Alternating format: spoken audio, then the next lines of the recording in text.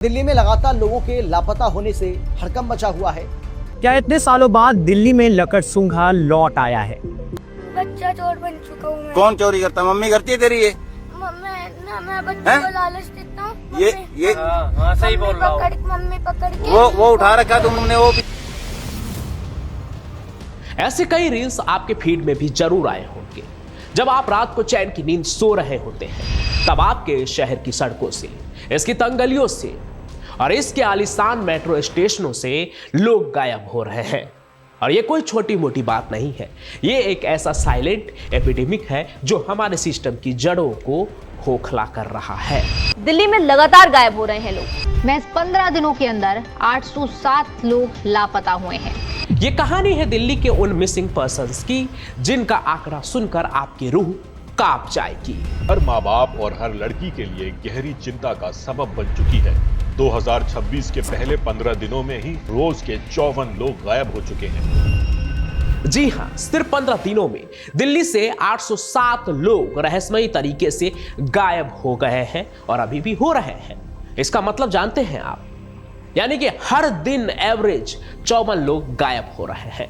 यानी जब तक आप ये वीडियो खत्म करेंगे दिल्ली में कहीं ना कहीं एक और परिवार अपने किसी अपने की तस्वीर लेकर पुलिस स्टेशन के चक्कर काट रहे होंगे। अब सवाल ये आता है कि ये लोग कहां जा रहे हैं? क्या ये खुद जा रहे हैं या इन्हें कोई लेकर जा रहा है? दिन से मेरी मम्मी नहीं मिल रही। लोकेशन यहाँ पे मिली डीपीएस तक उसकी, और उससे आगे कुछ नहीं पता चल रहा। कहीं इनके पीछे अंडरवर्ल्ड तो नहीं है? इंटरनेट पर अगर आप सर्च करेंगे underworld don and gangster involve in human trafficking in India तो ओवरव्यू में ही आपको डी कंपनी से लेकर लॉरेंस बिश्नोई तक का नाम मिल जाएगा। थोड़े गहराई में जाएंगे तो बिश्नोई गैंग का एक खास हाशिम बाबा का नाम आपको सुनने को मिलेगा। और अंदर जाएंगे तो उसकी बीबी और दिल्ली की लेडी डॉन जोया खान और उससे जुड़े सेक्स ट्रैफिकिंग का जाल दिखेगा। देश की राजधानी दिल्ली में मानव तस्करी के सब इन्होंने नेपाल, पश्चिम बंगाल, असम, उड़ीसा और कर्नाटक समेत देश के कई हिस्सों से लड़कियों को बहला फुसलाकर उन्हें अगवा किया और फिर जिस्म फरोशी के लिए बेच दिया। इसके अलावा भी कई ऐसे गैंग हैं जो ऑर्गन ट्रैफिकिंग करते हैं। पर सवाल वही है, आखिर दिल्ली जैसे हाई सिक्योरिटी वाली जगह पे जहां हर मोड़ पर सीसीटीवी होने का दावा किया जाता है, वहां इतने लोग हवा में कैसे गायब हो रहे हैं? इससे भी बड़ा सवाल कि क्या ये कुछ नया हो रहा है? क्या दिल्ली में पहली बार लोग गायब हो रहे हैं या फिर सबका ध्यान अब गया है इस पे? रील वाले जमाने में अब क्राइम भी ट्रेंड कर रहा है। कुछ लोग तो लकड़सूंघा की भी कहानी बुन रहे हैं। लेकिन सच्चाई क्या है? क्या है दिल्ली से गायब होने वाले लोगों का राज?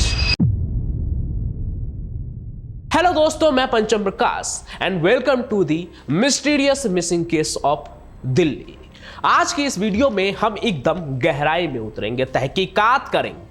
हम उस डेटा को भी खंगालेंगे जो पिछले एक दशक से चीख चीख कर बहुत कुछ कह रहा है, लेकिन हम सुन नहीं रहे हैं।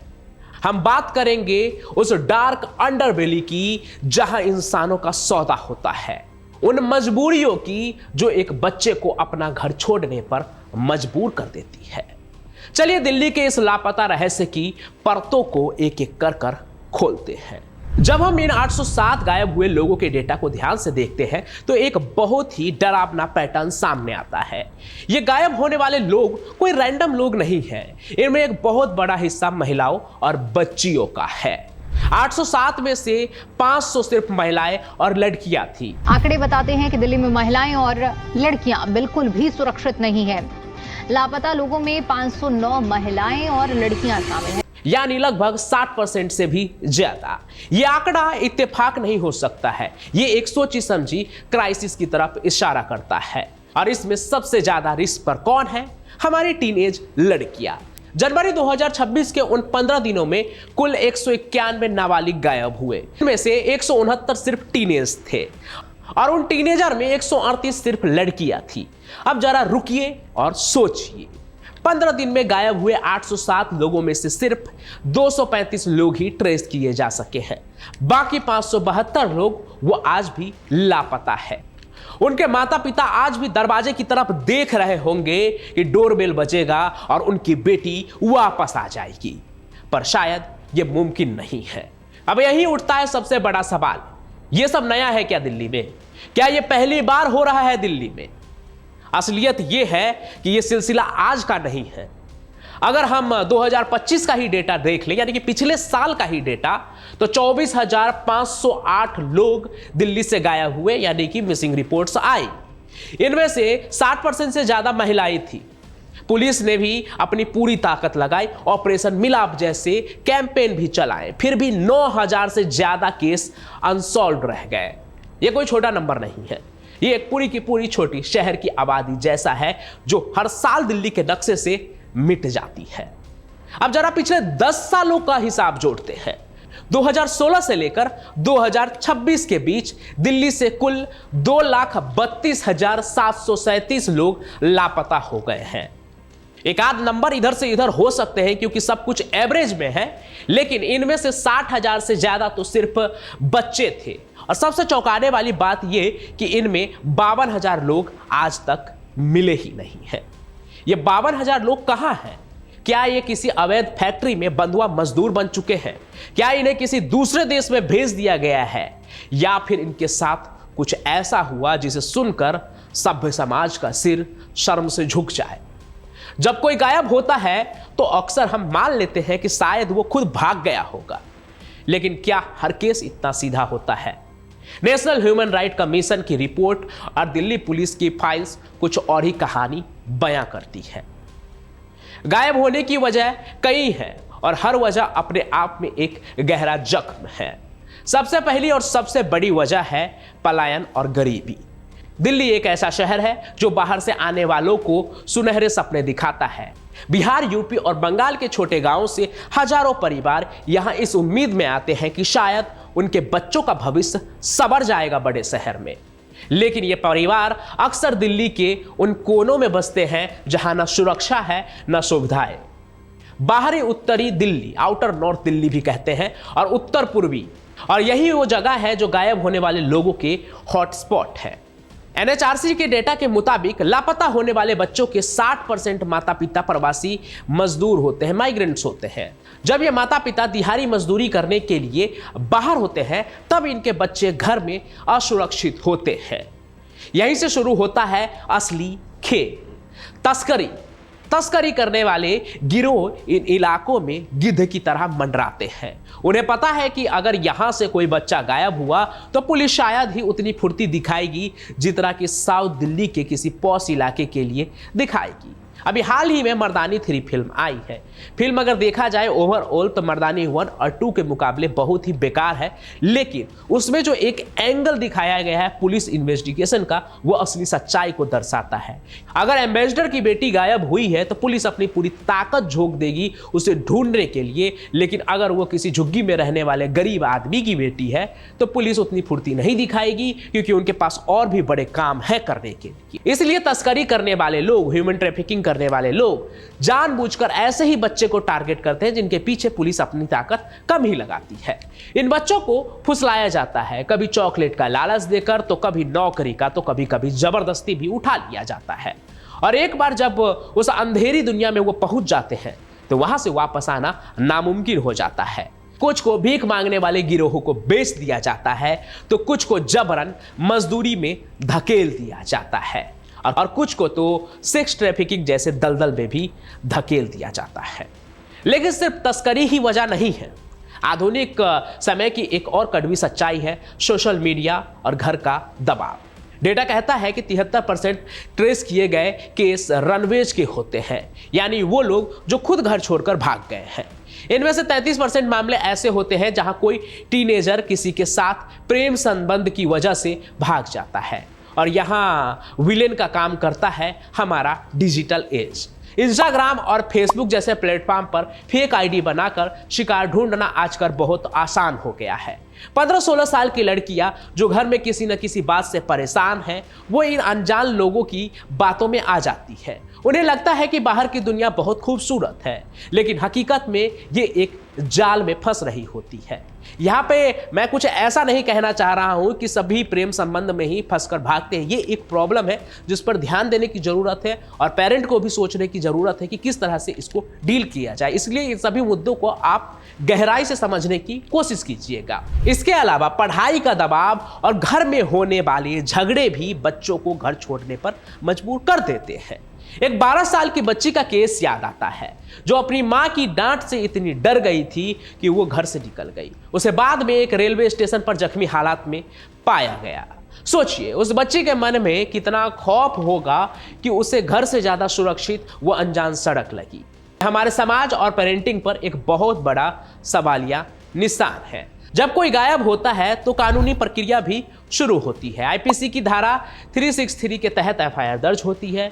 पुलिस जिपनेट पर फोटो डालती है, हुलिया बताती है और दूसरे राज्यों की पुलिस से कांटेक्ट करती है।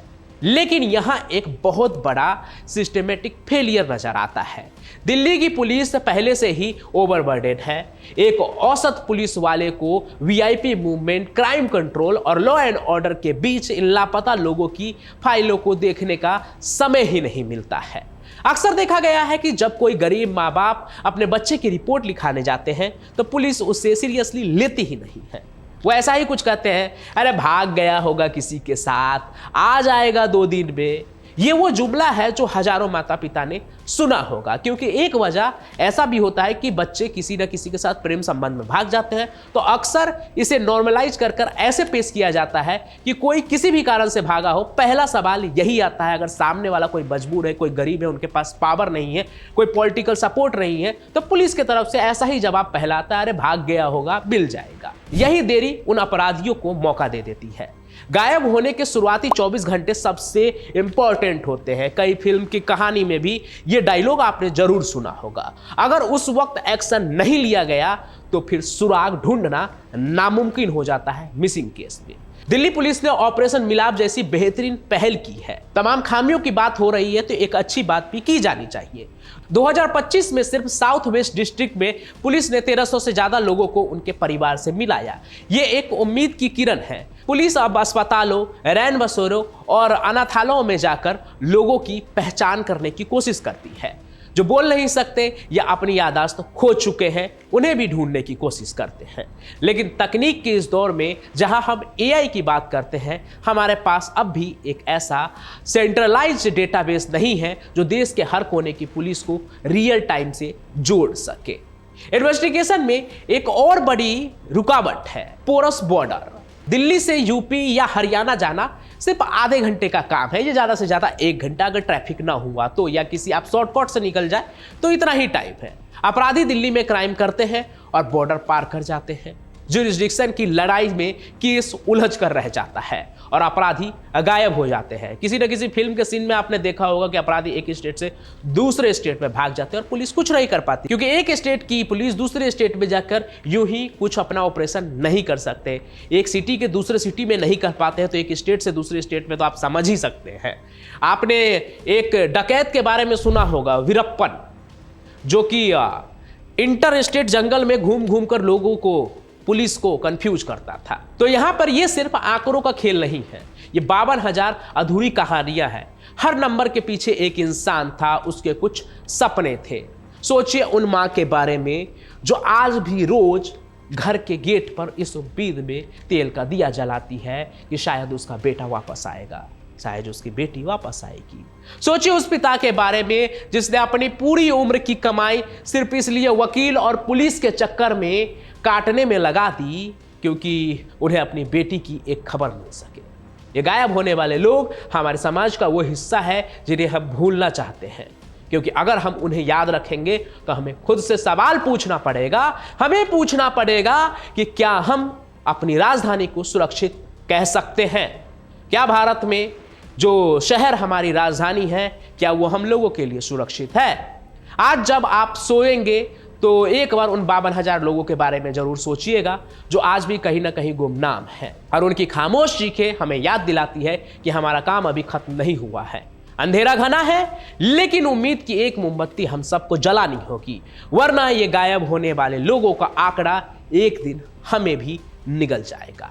ये तहकीकात यही खत्म नहीं होती है, ये तो सिर्फ शुरुआत है। हम तब तक सवाल पूछते रहेंगे जब तक कि दिल्ली का हर एक लापता शख्स अपने घर की चौखट तक नहीं पहुंच जाता है।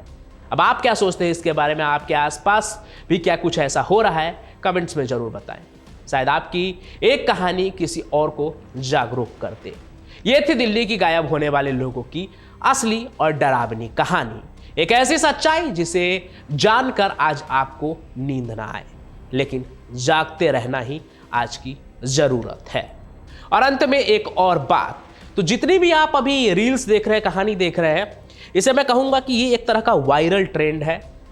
काफ़ी ज़्यादा ट्रेंड कर रहा है कि 15 दिनों में 800 लोग गायब हो गए हैं, दिल्ली में इतना बड़ा कुछ हो रहा है, मिस्टीरियस तरीके से लोग गायब हो रहे हैं। ये सब देखिए, ये सब एक तरह से मुझे लग रहा है ना कि ट्रेंड चल रहा है तो सभी इसको फॉलो कर रहे हैं for the views, for the like. लेकिन इसके पीछे की सच्चाई ये है कि ये बहुत बड़ा सीरियस इशू है कि लोग गायब हो रहे हैं।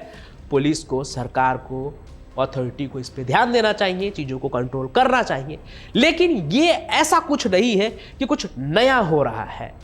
दिल्ली से लोग गायब हो रहे हैं, दिल्ली ही नहीं, देश के बहुत बड़े बड़े शहर से लोग गायब हो रहे हैं, पूरे भारत से लोग गायब हो रहे हैं, मिसिंग हो रहे हैं, और इसकी रिपोर्ट्स लिखे जा रहे हैं। अकेले दिल्ली का अगर आप कहानी को दोबारा एक बार देखिएगा कि 15 दिन में 800 लोग गायब हुए हैं, तो पिछले 10 साल में कोई 15 दिन ऐसा भी होगा जब 1000 लोग भी गायब हुए हैं। तो ये कोई बड़ी बात नहीं है। पिछले साल ही 24,000 लोग गायब हुए हैं, यानी आप समझ रहे हैं हर महीने कम से कम 2000 लोग गायब हुए हैं, 12 दूना 24। तो इसलिए मैं आपको बता रहा हूं ये बात अंत में एक बार फिर से कि इन सभी चीज़ों से डरना नहीं है। ये मिस्ट्री एक तरह से जो बनाया जा रहा है हर जगह, इससे डरना नहीं है, हाँ, लेकिन अलर्ट रहना है, अवेयर रहना है, क्योंकि ये सच में हो रहा है। कुछ नया नहीं है, लेकिन हो रहा है, प्रॉब्लम है। इसलिए सावधान रहिए, सतर्क रहिए, सुरक्षित रहिए, अपनों का ख्याल करते रहिए। इस कहानी को ज़्यादा से ज़्यादा लोगों तक शेयर कीजिए ताकि उनके पास सच्ची इंफॉर्मेशन पहुंच पाए। और आप क्या सोचते हैं वो कमेंट में जरूर लिखिए। मैं पंचम प्रकाश अपनी कहानियों के साथ यूं ही हाजिर होता रहूंगा। तब तक के लिए आप सभी का बहुत बहुत शुक्रिया। जय हिंद, जय भारत।